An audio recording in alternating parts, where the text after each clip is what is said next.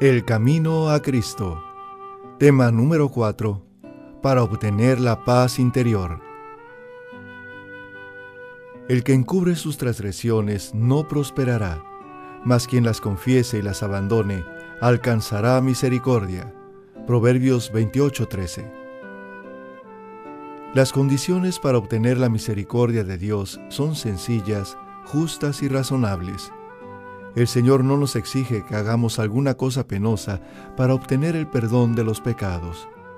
No necesitamos hacer largas y cansadoras peregrinaciones, ni ejecutar duras penitencias para encomendar nuestras almas al Dios de los cielos o para expiar nuestra transgresión. Mas el que confiesa su pecado y se aparta de él, alcanzará misericordia.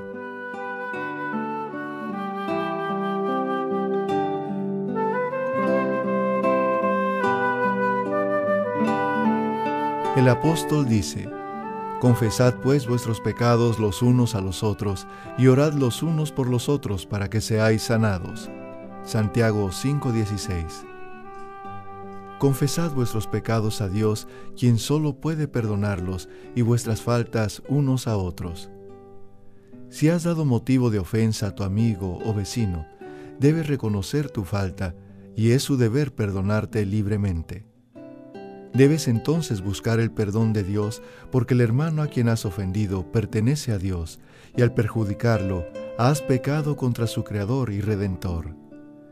Debemos presentar el caso delante del único y verdadero mediador, nuestro gran sumo sacerdote, que ha sido tentado en todo punto, así como nosotros, mas sin pecado, que es capaz de compadecerse de nuestras flaquezas. Hebreos 4:15. Y es poderoso para limpiarnos de toda mancha de pecado.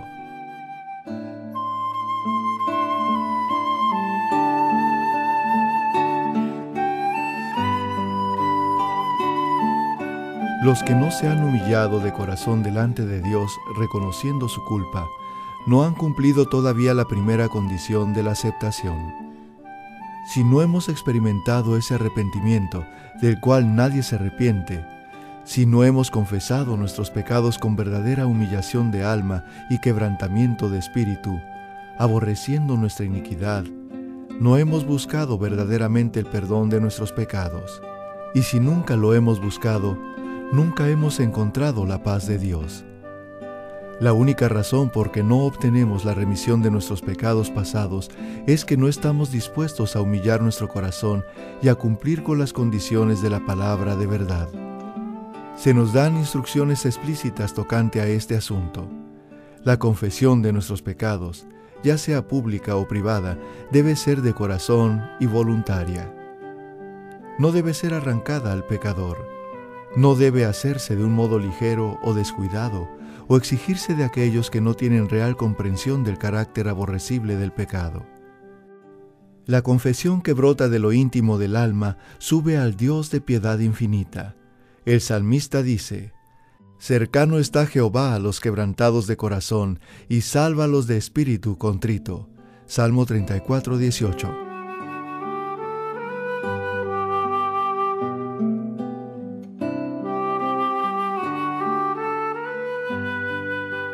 La verdadera confesión es siempre de un carácter específico y declara pecados particulares.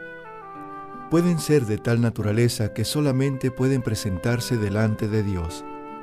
Pueden ser males que deben confesarse individualmente a los que hayan sufrido daño por ellos. Pueden ser de un carácter público, y en ese caso deberán confesarse públicamente.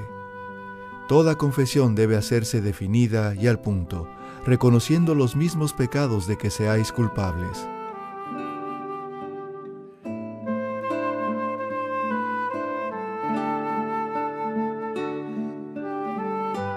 En los días de Samuel, los israelitas se extraviaron de Dios. Estaban sufriendo las consecuencias del pecado porque habían perdido su fe en Dios, el discernimiento de su poder y su sabiduría para gobernar a la nación y su confianza en la capacidad del Señor para defender y vindicar su causa. Se apartaron del gran gobernante del universo y quisieron ser gobernados como las naciones que los rodeaban. Antes de encontrar paz, hicieron esta confesión explícita: porque a todos nuestros pecados hemos añadido esta maldad de pedir para nosotros un rey. Primera de Samuel 12:19. Tenían que confesar el mismo pecado del cual estaban convencidos. Su ingratitud oprimía sus almas y los separaba de Dios.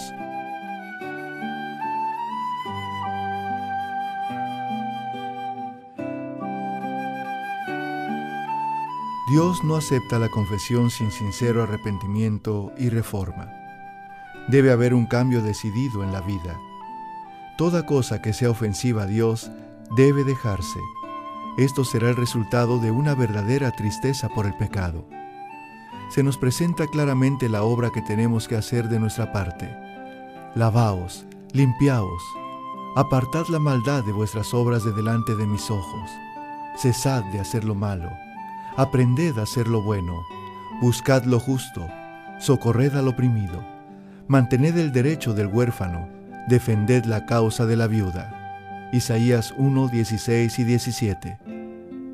Si el inicuo devolviere la prenda, restituyere lo robado y anduviere en los estatutos de la vida, sin cometer iniquidad, ciertamente vivirá, no morirá.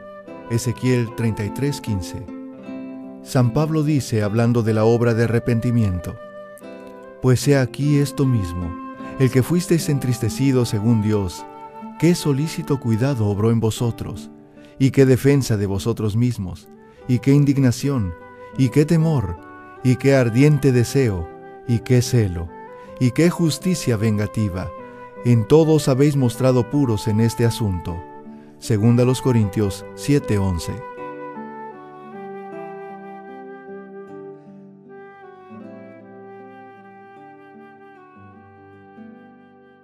Cuando el pecado ha amortiguado la percepción moral, el injusto no discierne los defectos de su carácter, ni comprende la enormidad del mal que ha cometido, y, a menos que ceda al poder convincente del Espíritu Santo, permanecerá parcialmente ciego sin percibir su pecado.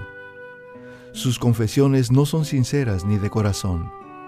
Cada vez que reconoce su maldad, trata de excusar su conducta, declarando que si no hubiese sido por ciertas circunstancias, no habría hecho esto o aquello de lo que se le reprueba.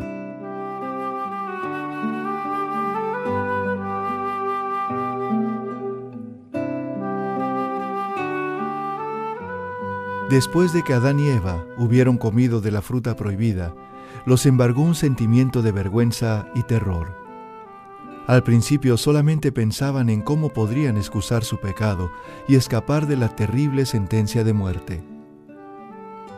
Cuando el Señor les habló tocante a su pecado, Adán respondió echando la culpa en parte a Dios y en parte a su compañera. La mujer que pusiste aquí conmigo me dio del árbol y comí. La mujer echó la culpa a la serpiente diciendo: la serpiente me engañó y yo comí. Génesis 3, 12 y 13. ¿Por qué hiciste a la serpiente? ¿Por qué le permitiste que entrase en el Edén? Esas eran las preguntas implícitas en la excusa de su pecado, haciendo así a Dios responsable de su caída. El espíritu de justificación propia tuvo su origen en el padre de la mentira y ha sido exhibido por todos los hijos e hijas de Adán. Las confesiones de esta clase no son inspiradas por el Espíritu Divino y no serán aceptables para Dios. El arrepentimiento verdadero induce al hombre a reconocer su propia maldad sin engaño ni hipocresía. Como el pobre publicano que no osaba ni aún alzar los ojos al cielo, exclamará: Dios, ten misericordia de mí, pecador. Y los que reconozcan así su iniquidad serán justificados, porque Jesús presentará su sangre en favor del alma arrepentida.